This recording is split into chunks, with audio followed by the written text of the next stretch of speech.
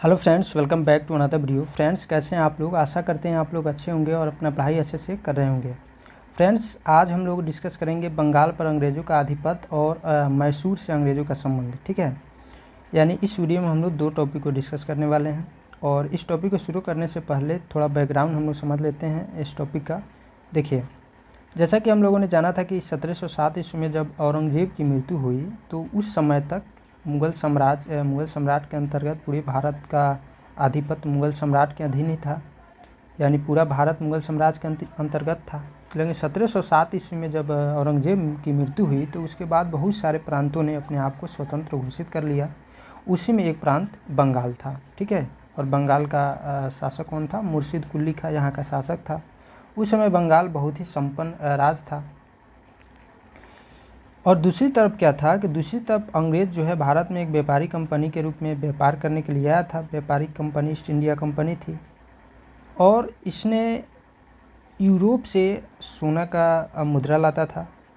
अंग्रेज़ जो था सोना का मुद्रा लाता था यूरोप से, और यहाँ व्यापार करता था और यहाँ से चीज़ों को खरीद कर यूरोप ले जाकर बेचता था। ठीक है, लेकिन जब इसको लगा कि यहाँ के शासक अपने में ही लड़ रहे हैं तो इसका फ़ायदा उठाया जाए और हम भी किसी प्रांत को, यानी अंग्रेज़ समझते थे कि हम भी किसी प्रांत को अपने अधीन कर लें, जिससे हमको वहाँ से टैक्स प्राप्त होगा और उसी टैक्स से यहाँ के सामानों को खरीद कर हम यूरोप में ले जाकर बेचेंगे। ठीक है, तो उसी क्रम में इसने पहले बंगाल को जीता, उसके बाद मैसूर को जीता।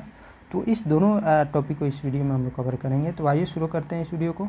देखिए, मुग़ल साम्राज्य के अंतर्गत आने वाले प्रांतों में बंगाल सर्वाधिक संपन्न राज्य था। मुर्शिद कुली खां स्वतंत्र शासक था, परंतु वह नियमित रूप से मुग़ल बादशाह को राजस्व भेजता था। देखिए, मुर्शिद कुली खां अपने आप को स्वतंत्र घोषित कर लिया था, बंगाल को स्वतंत्र राज घोषित कर दिया था, अपने आप को स्वतंत्र शासक घोषित कर लिया था, फिर भी उस समय तक मुग़ल बादशाह को राजस्व भेजता था। मुर्शिद कुली खां ने अपनी राजधानी ढाका से मुर्शिदाबाद स्थानांतरित की थी। मुर्शिदाबाद भागीरथी नदी के तट पर था। इसने इजारेदारी प्रथा प्रारंभ की। इजारेदारी प्रथा में भूमि को ठेका पर दिया जाता था, जो सबसे ज़्यादा ठेका देता था उसको भूमि ठेका पर मिलता था। और इसने कृषकों को तकाबी ऋण प्रदान किया। तकाबी ऋण खेती के लिए अग्रिम कर्ज होता था।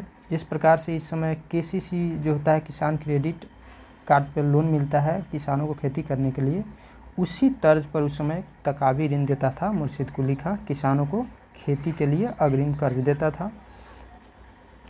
और मुर्शिद कुली खां का उत्तराधिकारी उसका दामाद शुजाउद्दीन हुआ। ठीक है, 1740 ईस्वी में गिरिया का युद्ध हुआ, जिसमें सरफराज को मारकर बिहार के उस समय सूबेदार थे अलीवर्दी खां, तो सरफराज को मारकर यह बंगाल का नवाब बना अलीवर्दी खां। ठीक है, और इसने अपने शासनकाल में मुग़लों को कर देना बंद कर दिया, यानी राजस्व देना बंद कर दिया, और इसके शासनकाल में बंगाल को भारत का स्वर्ग कहा जाने लगा और इसका उत्तराधिकारी सिराजुद्दौला इसका दामाद हुआ। ठीक है, यहाँ पर देख लेते हैं बंगाल के नवाबों के बारे में, कौन कौन नवाब हुआ। तो मुर्शिद कुली खां जो है 1713 से 1727 ईस्वी तक बंगाल का नवाब था। उसके बाद शुजाउद्दीन 1727 से 1739 ईस्वी तक नवाब रहा। सरफराज खां 1739 से 1740 ईस्वी तक बंगाल का नवाब रहा। फिर अलीवर्दी खां आया 1740 से 1756 ईस्वी तक रहा।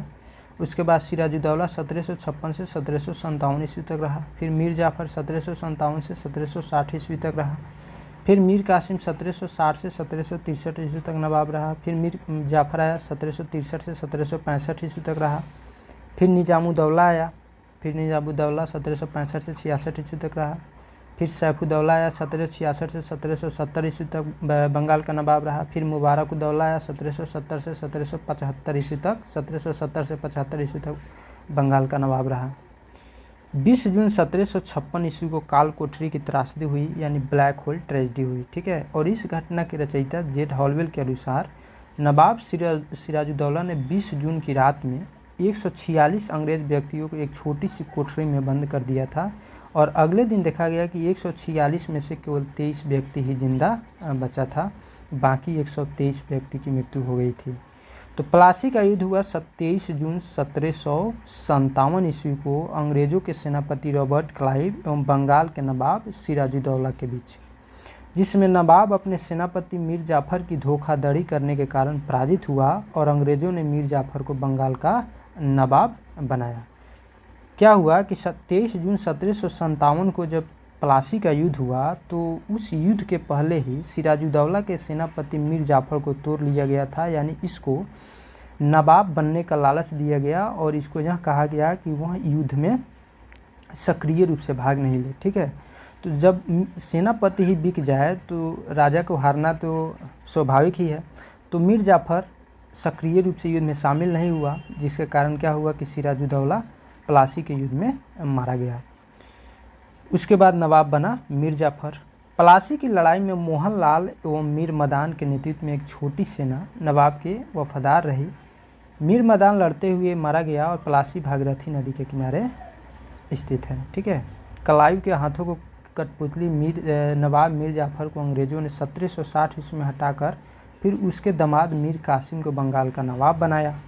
मीर कासिम ने अपनी राजधानी को मुर्शिदाबाद से मुंगेर स्थानांतरित किया। मुर्शिदाबाद से मुंगेर, यानी सबसे पहले बंगाल की राजधानी थी ढाका, उसके बाद मुर्शिदाबाद हुई, फिर मुंगेर को राजधानी बनाया गया। ठीक है, तो ढाका से मुर्शिदाबाद राजधानी कौन स्थानांतरित किया था? तो मुर्शिद कुली था। और उसके बाद मुर्शिदाबाद से मुंगेर स्थानांतरित किया मीर कासिम। बक्सर का युद्ध हुआ 1764 ईस्वी में और इस युद्ध में एक तरफ अंग्रेजी सेना थी, दूसरी तरफ मीर कासिम, अवध के नवाब शुजाउद्दौला एवं मुगल सम्राट शाह आलम द्वितीय। और इस युद्ध ने यह साबित कर दिया कि अंग्रेज़ों को यह लगने लगा कि अब भारत को जीतने में उसे कोई हरा नहीं सकता है, यहाँ के शासकों को जीता जा सकता है, यहाँ के प्रांतों को जीता जा सकता है। इस युद्ध में भी अंग्रेज़ विजयी हुए और इस युद्ध में अंग्रेज सेनापति कौन था? हेक्टर मुनरो था। और इसी युद्ध के बाद धीरे धीरे अंग्रेज भारत को जीतते चला गया। नेक्स्ट टॉपिक है अंग्रेज़ों के मैसूर से संबंध।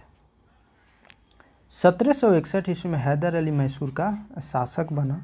हैदर अली की मृत्यु 1782 ईस्वी में द्वितीय आंग्ल मैसूर युद्ध के दौरान हो गई। द्वितीय आंग्ल मैसूर युद्ध 1780 से 84 ईस्वी के बीच हुआ था। उसी क्रम में 1782 ईस्वी में हैदर अली की मृत्यु हो गई थी और हैदर अली का उत्तराधिकारी उसका पुत्र टीपू सुल्तान था। 1787 ईस्वी में टीपू ने अपनी राजधानी श्रीरंगपट्टनम में बादशाह की उपाधि धारण की और इसने अपनी राजधानी श्रीरंगपट्टनम में स्वतंत्रता का वृक्ष लगवाया और साथ ही जैकोबिन क्लब का सदस्य बना। मैसूर और अंग्रेज़ों के बीच 4 युद्ध हुए थे।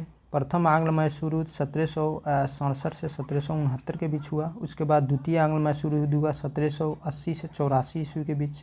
उस समय गवर्नर जनरल वारेन हेस्टिंग था। तृतीय आंग्ल मैसूर युद्ध हुआ 1790 से 92 ईस्वी के बीच और कार्नवालिस उस समय गवर्नर जनरल था। चतुर्थ आंग्ल मैसूर युद्ध 1799 में हुआ और लॉर्ड वेलेजली उस समय गवर्नर जनरल था।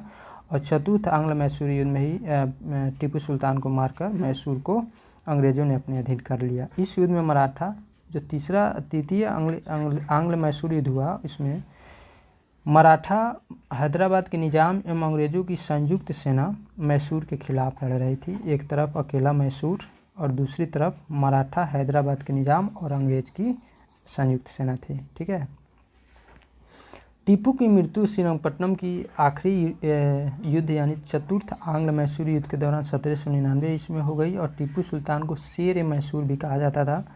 टीपू सुल्तान के राशि झंडे पर शेर की तस्वीर होती थी। 1760 ईस्वी में वांडीवास का युद्ध हुआ जिसमें अंग्रेजों ने सर आयरकुट के नेतृत्व में लाली के नेतृत्व वाली फ्रांसीसी सेना को पराजित किया था। अंग्रेजों और मैसूर के बीच कुछ संधियाँ हुई थी, जैसे प्रथम आंग्ल मैसूर युद्ध की संधि मद्रास की संधि हुई थी 1769 ईस्वी में। जो प्रथम आंग्ल मैसूर युद्ध है वह समाप्त हुआ था मद्रास की संधि के साथ 1769 ईस्वी में। द्वितीय आंग्ल मैसूर युद्ध समाप्त हुआ मंगलोर की संधि के साथ 1784 ईस्वी में। तृतीय आंग्ल मैसूर युद्ध समाप्त हुआ श्रीरंगपट्टनम की संधि के साथ 1792 ईस्वी में। और 1799 ईस्वी में चतुर्थ आंग्ल मैसूर युद्ध में टीपू सुल्तान को मारकर पूरे मैसूर को हड़प लिया अंग्रेज़ों ने। तो फ्रेंड्स, आई होप ये वीडियो आपको पसंद आया होगा। वीडियो आपको अच्छा लगे तो प्लीज़ वीडियो को लाइक कीजिए, चैनल को सब्सक्राइब कर लीजिए। फिर मिलते हैं हम लोग नेक्स्ट वीडियो में नेक्स्ट टॉपिक के साथ। तब तक के लिए हंसते रहिए, पढ़ते रहिए। जय हिंद।